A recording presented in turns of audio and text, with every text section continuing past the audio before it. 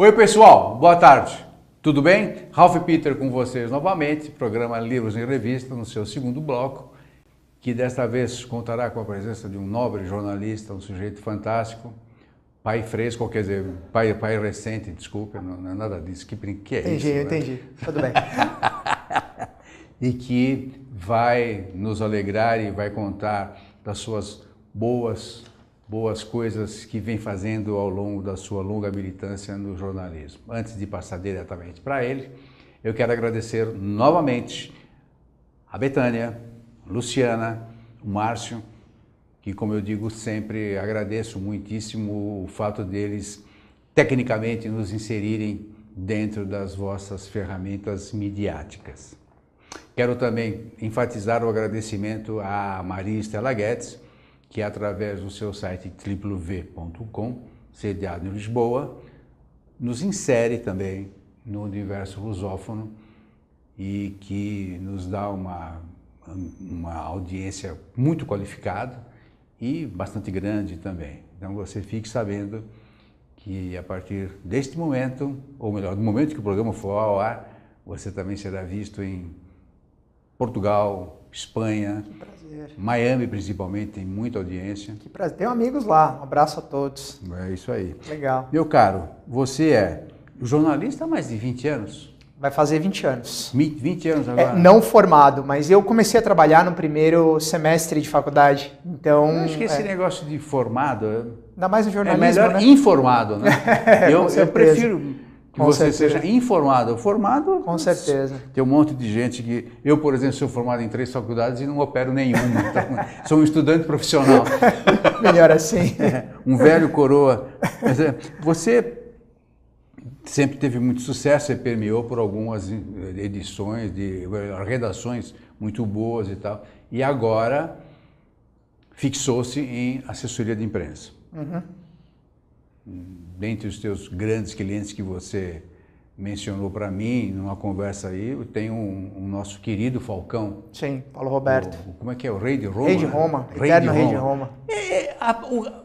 Voltando aqui ao papo do Rei de Roma, que eu acho que até você fica constrangido em mencionar, mas ele é um cara assim legal mesmo, que parece ser, ou... Sabe, as pessoas às vezes na televisão passam a mão na cabeça da criancinha e depois ela lava a mão com álcool. Político que faz muito isso.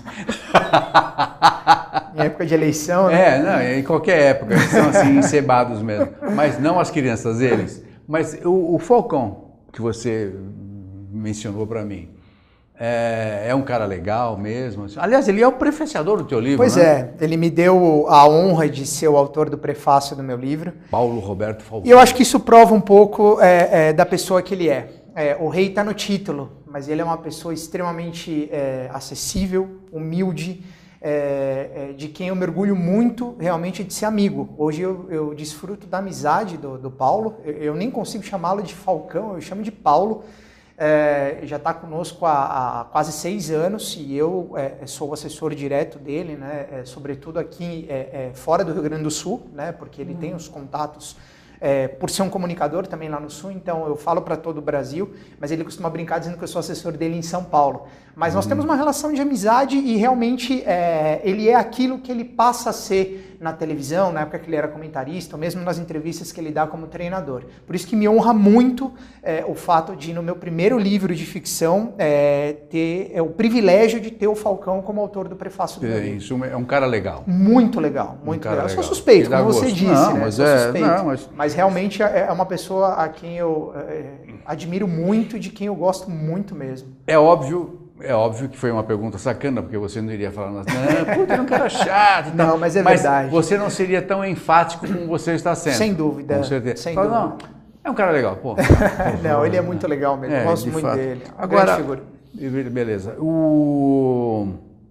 Esse teu livro, que tem um título absurdo, Histórias, entre parênteses, quase verídicas, e com uma capa que tem um copo de leite imenso na capa. Acho que não dá. Não, o pessoal da técnica vai mostrar a capa para vocês logo mais. E tem uma vaca Com as quatro naturalmente patas pro ar. uma bonequinha aqui de vaca, né? Com as patas para o ar, com as perninhas para o ar, coitadinho. Por que tem que ter na cabeça isso? Olha, o crédito tem que ser dado a quem de direito, né? Por favor. O título, ele é meu, né? Mas a ideia, a sugestão de capa é do meu editor, Bruno Castro, a quem eu mando um grande abraço também. O Bruno? Bruno Castro, não conhece? Não. Hoje o Bruno, ele tá em Florianópolis, baita de um profissional, foi meu coaching literário nesse começo de carreira num projeto da Bookstart. E ele que me veio com a proposta de capa. Ele falou, Mitucci, o seu livro ele tem uma linha, suas histórias elas têm uma linha que mesclam bastante fatos reais com fatos inverossímeis, né? Que beiram às vezes até o bizarro, o patético. Então a gente tem que ter uma capa realmente surpreendente. Surreal. E aí ele falou, o que você acha dessa ideia? Ele nem me adiantou o que viria. E ele me apresentou. Aí eu olhei e falei, pô, mas um copo de leite desse tamanho, exatamente essa sua percepção. Uma vaca com as quatro patas para ar. Ele falou, a interpretação é livre, tanto sua quanto dos leitores. Mas pode ser o chorar o leite derramado, pode ser, em vez de chutar o balde, chutar a vaca, que não é politicamente correto, mas é uma grande brincadeira. Então, a proposta de capa do Bruno foi justamente trabalhar com esse surrealismo, né, que permeia boa parte, se não quase todas as histórias do meu livro, né? Agora, o nome realmente eu apresentei, ele comprou a ideia, mas a sugestão de capa é do Bruno Castro, meu editor. Bom, nós respondemos já uma pergunta que a Carla Seres havia feito a Carla Seres, ela perguntou, qual é a ideia da capa? Quem bolou? Achei muito interessante. Então, você já deu. Tá respondido, Carla. Carla, muito obrigado. Obrigado. A Carla é uma escritora laureada de Piracicaba. Legal. E sempre que pode... Audiência qualificada. Bom, esta com toda certeza. Altamente qualificada. O Carlos também sempre está conosco. E, em suma, esse é um dos fenômenos da internet. Eu não conheço a Carla. Tanto quanto o Carlos. A maioria das pessoas que estão no meu mailing que participam, eu não conheço. Mas são espequinautas assíduos, de internautas. Ótimo neologismo. Você falou que é o teu primeiro livro de ficção. Por quê? Você editou outras obras? Na verdade, eu fui coautor de um livro de arte, tá? Que tipo de arte? Na verdade, é um livro literalmente de arte, daqueles livros com capa dura, formato... Para presente. Para presente, exatamente. Mas arte, mais voltado para arte deco, arte moderna, arte... eu acho até pelo próprio tema, na verdade, é mais voltado talvez para o arte deco, porque é sobre o centenário da imigração japonesa no Brasil. Né? Eu trabalhava... Fala o nome. O livro se chama 100 anos da imigração japonesa no Brasil, editado pela Biluma Cultural. Biluma Cultural. Cristina Ruiz, a editora. Uma obra muito bonita, muito bem acabada, que foi realmente lançada em 2009, um ano após o centenário da imigração japonesa no Brasil.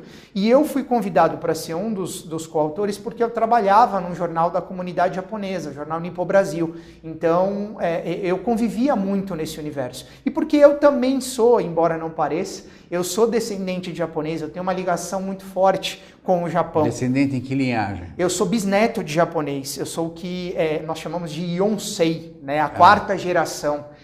Só que a miscigenação vem desde o meu avô, que era filho de japonês com iugoslava. Então eu sou uma miscigenação bem avançada, digamos assim. A Thaís saiu daqui português com espanhol, com... Bom, temos a sede da ONU hoje aqui, né? E isso só de um lado, do lado paterno. Do lado materno tinha Itália com Portugal, então miscigenação grande. Eu também tenho um pouquinho de japonês, eu cansei. Você é uma geração não identificada. Eu cansei. Você é sansei, não sei, né? Cansei, pô, tá acabado. E aí eu fui coautor desse livro, escrevi um capítulo e também fui ghost de um outro capítulo, ghostwriter de um segundo capítulo, mas aí, óbvio, por ser ghost eu não menciono.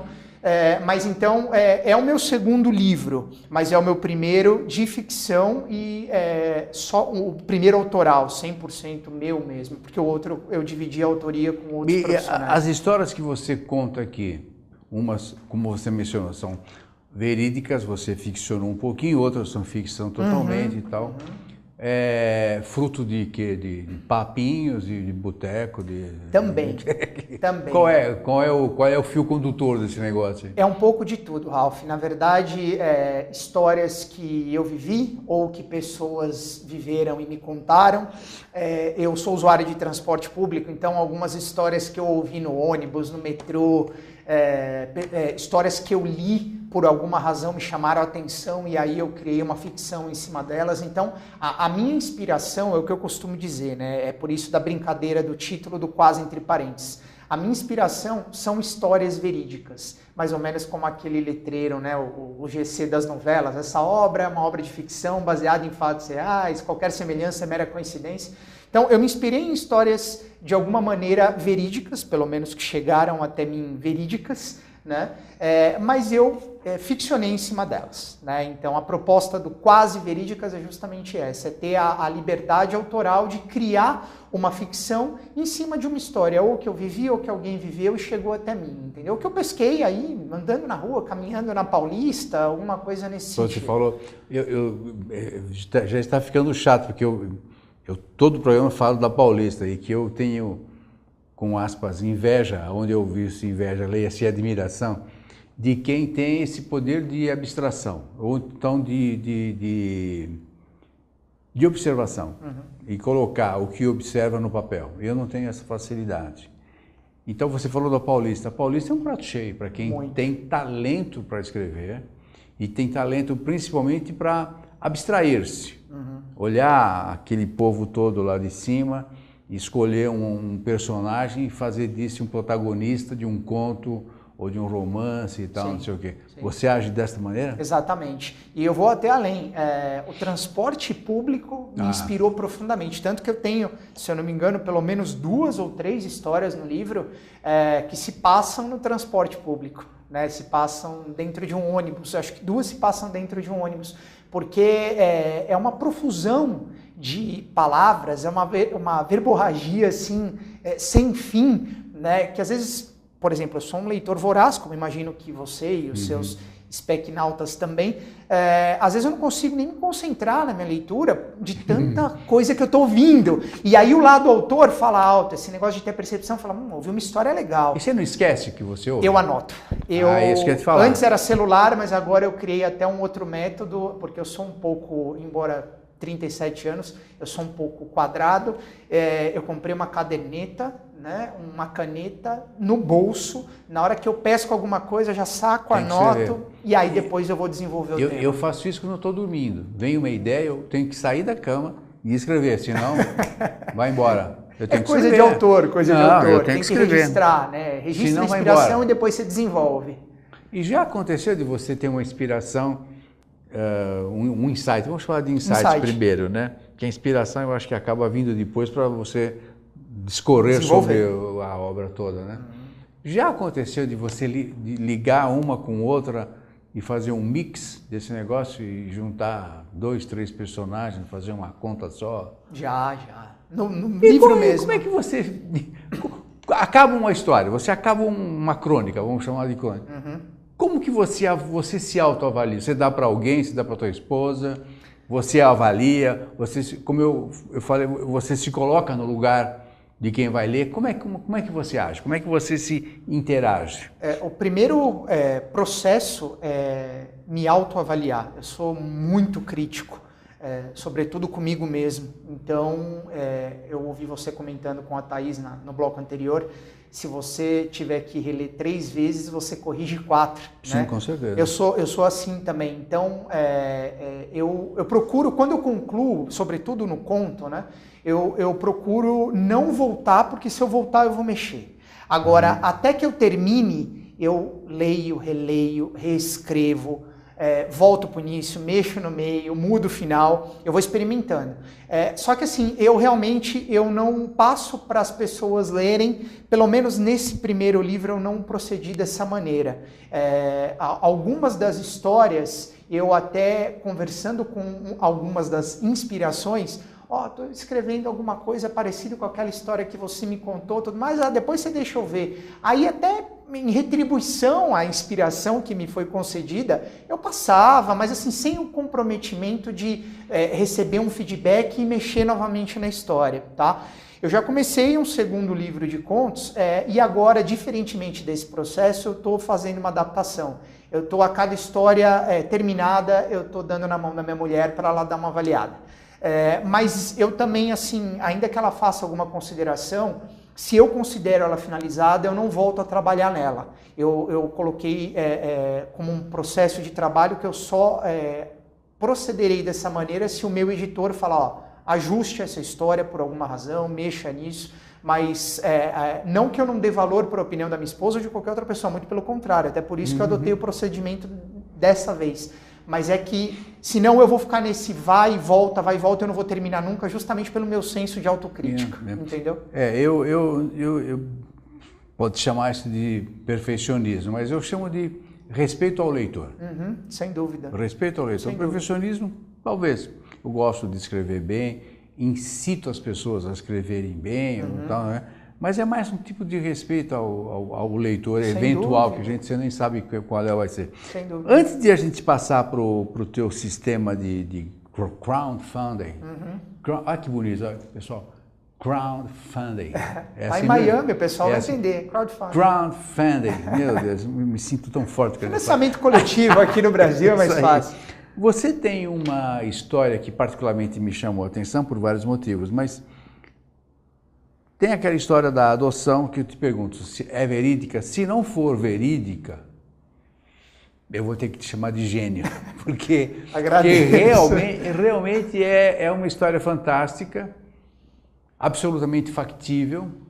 Então, por gentileza, me conte só essa, depois a gente passa para o sistema de processo coletivo, como que é? Financiamento coletivo. Financiamento coletivo. Prazer. Esse ano eu gostei. Aprendi hoje. Crowdfunding, é isso aí. É isso aí. Bom, você se refere ao conto Questão de Fé, que na verdade... Eu não lembrava do título. Questão de Fé. Na verdade, ele é o conto que, ainda que tenha a sua pitada de humor, sobretudo no final, né? Ele é o conto que é o menos bem-humorado, digamos assim, do livro. O livro ele segue uma linha mais do bom humor, e esse livro ele aborda uma temática que, como você mesmo colocou, é uma temática um pouco mais densa, né? E aí, respondendo a sua pergunta, a história, ela é uma ficção, então eu aceito de muito bom grado o elogio de gênio. Mas é claro que, assim como todas as outras, ela se baseou num episódio que chegou até mim, né? Mas eu tive o cuidado, Ralph, de pesquisar sobre o tema, né? Ainda que eu seja um ficcionista nesse livro, eu acho que a responsabilidade de todo autor é minimizar a bobagem, né? Uma delas, não é porque você escreve uma ficção que você tem o direito de escrever algo que é totalmente inverossímil. Eu, pelo menos, não me sinto muito confortável, mesmo no universo da ficção. Então, eu tomei o cuidado de pesquisar sobre esse universo da adoção, sobre o processo, como funciona, prazos, a questão da própria afetividade entre os postulantes e as crianças, né? Então, ela é sim uma ficção, mas, a exemplo das outras, baseada numa história que de fato chegou até mim. Então, ela talvez um misto de ficção com realidade, como todas as outras, né? Que essa eu acho que ela tende a ser um pouco mais ficcional, especialmente pelo final. Mas o processo todo que eu cito na história, que eu cito no conto, ele é verídico, né? Que é como funciona esse processo de adoção aqui no Brasil. Então eu tive esse cuidado para realmente não ser inverossímil. Que é cada vez mais demorado, por vários motivos, né? Sim. Agora, você deu uma pitada, embora ligeira, de espiritualismo de espiritualidade e tal, a criança que... O que é isso?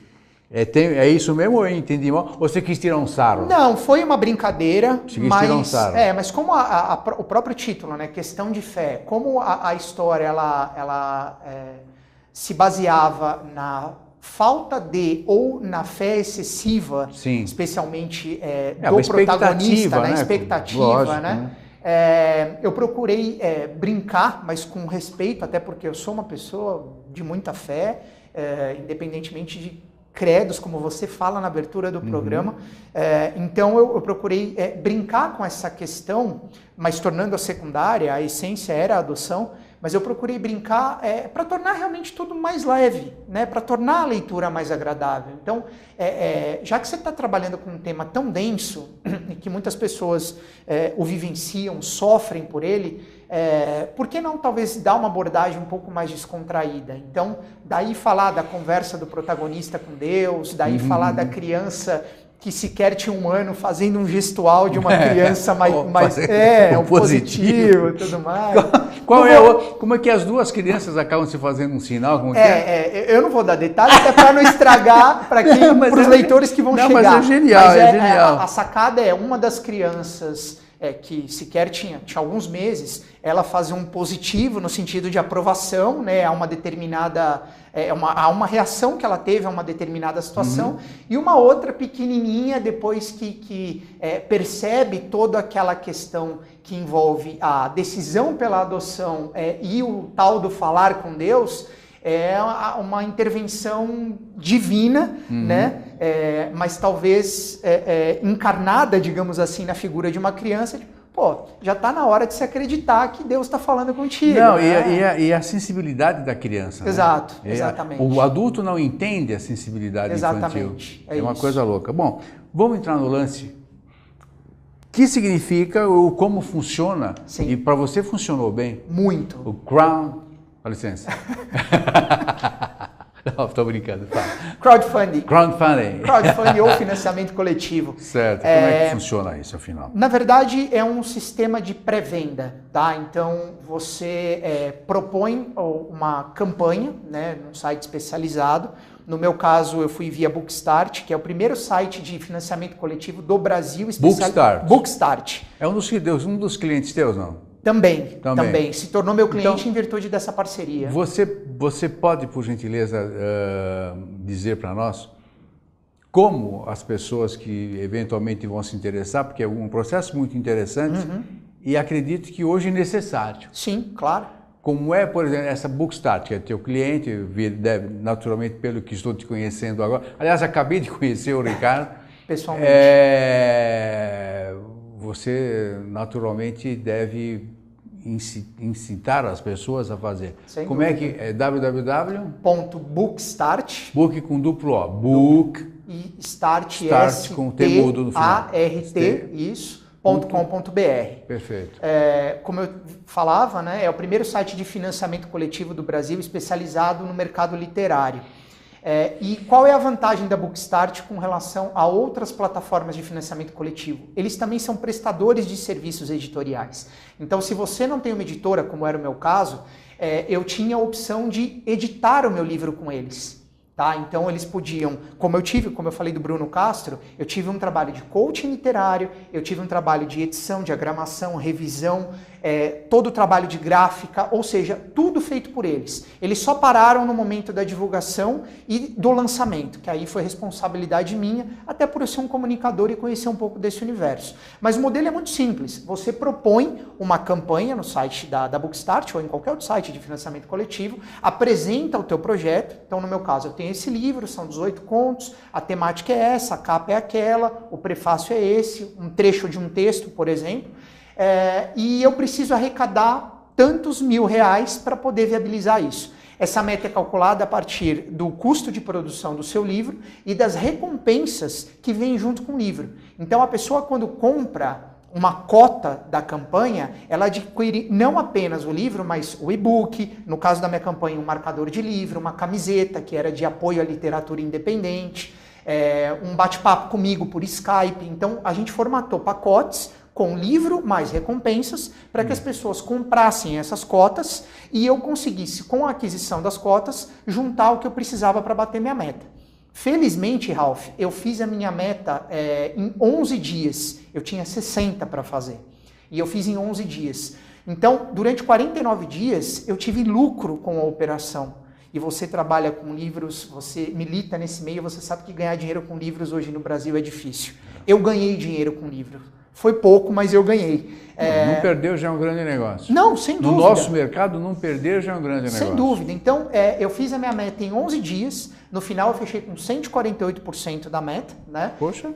Eu tinha um no final de 60 dias. Exatamente. E por que 60 dias?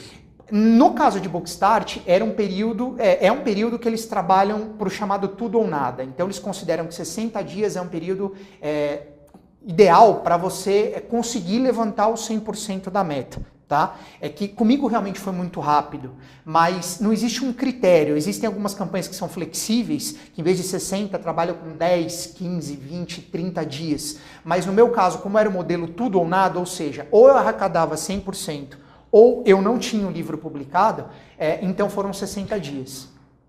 Terminou? Perdão. Não, é isso. E aí, então, eu tive lucro, né? E tive uma tiragem de financiamento coletivo de 120 exemplares.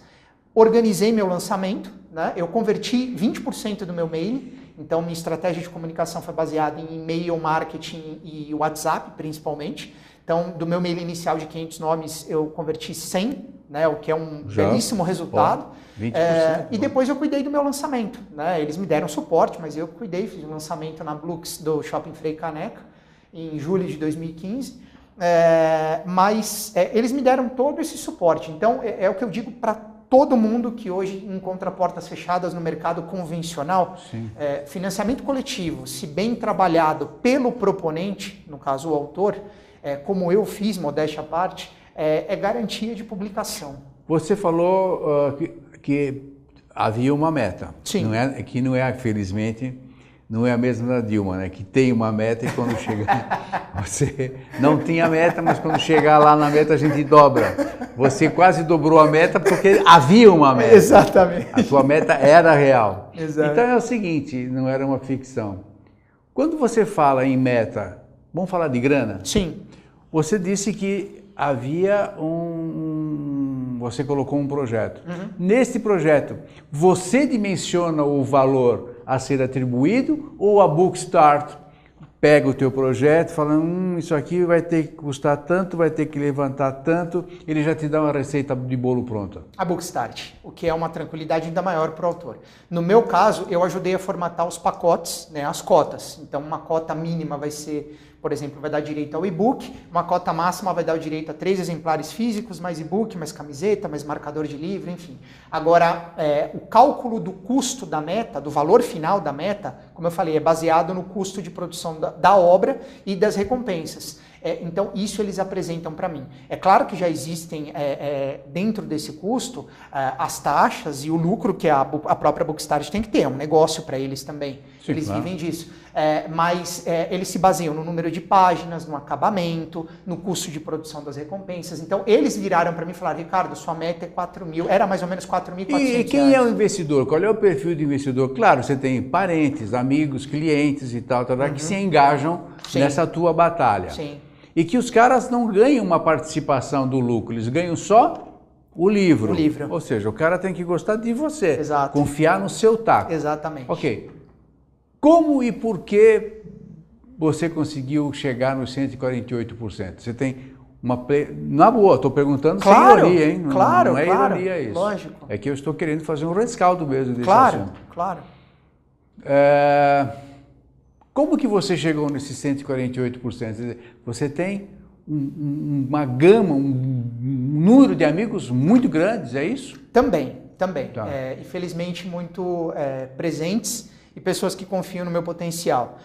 Na verdade, como eu falei, meu mail inicial ele tinha 500 nomes. Mas é pouco, pô. É pouco, mas são pessoas engajadas. Não, aí está.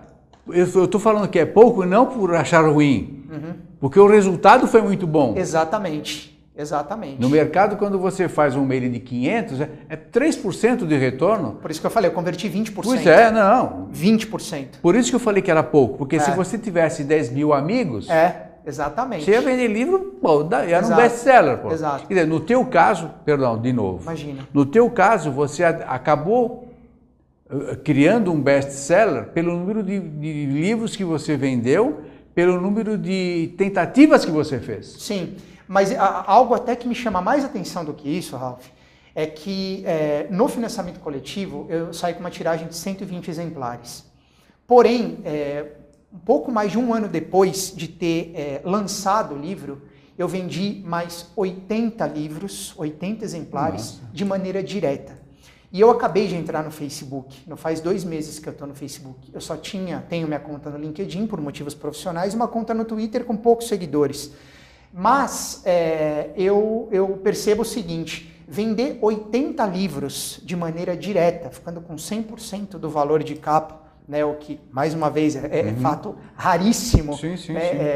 mosca branca no Brasil, é muito do trabalho de comunicador que eu sou, né? Então, depois que eu entrei no Facebook, é criar estratégia, comunicar na hora certa, do jeito certo, estar em alguns eventos, conversar com algumas pessoas, ampliar esse círculo de relacionamentos, e isso realmente deu um resultado fantástico. Então, agora... Tanto que você vê, são 200 exemplares, eu tenho amigos que são editados por editoras médias, são pessoas públicas, que já me confidenciaram ter vendido 400, 500 exemplares e nunca ter ganhado um tostão com o seu livro.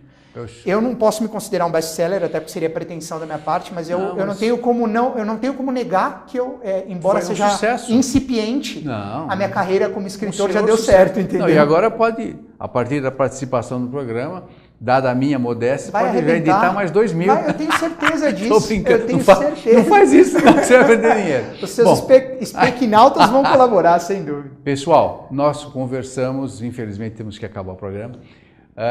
As portas estão sempre abertas para você, tá? Espero eu agradeço. Que você venha rapidamente. Eu agradeço, vai ser um prazer e agradeço pela oportunidade. Não porque como a própria Thaís colocou, hoje em dia militar nesse meio é realmente uma batalha e pessoas como você são primordiais para que a gente não desista. Então agradeço a você. Parabenizo você pelo seu trabalho. E é uma honra tê-lo conhecido pessoalmente, estar aqui contigo. Tive o prazer de ter uma crítica no jornal, então é um prazer estar aqui. E se me permite, eu posso só deixar meus contatos também? Sim, por favor. Quem se interessar, quiser conhecer mais sobre o meu trabalho, tiver interesse no meu livro, www.mituti.com.br. Tem o meu blog também, que é o mesmo endereço /blog. Lá eu falo bastante sobre minha carreira, os eventos dos quais eu participo. E meu e-mail, contato@mituti.com.br. Mais uma vez, Ralph, muito obrigado. E obrigado a todos os speakinautas. Foi um grande prazer. Obrigado a você. Pessoal, muito obrigado pela presença. E essa figura maravilhosa vai estar com vocês provavelmente dentro de quarta-feira próxima, provavelmente. Então, muito obrigado por tudo que vocês estão esperando. Eu espero não ter decepcionado vocês e até a próxima quarta. Felicidades. Tchau, tchau.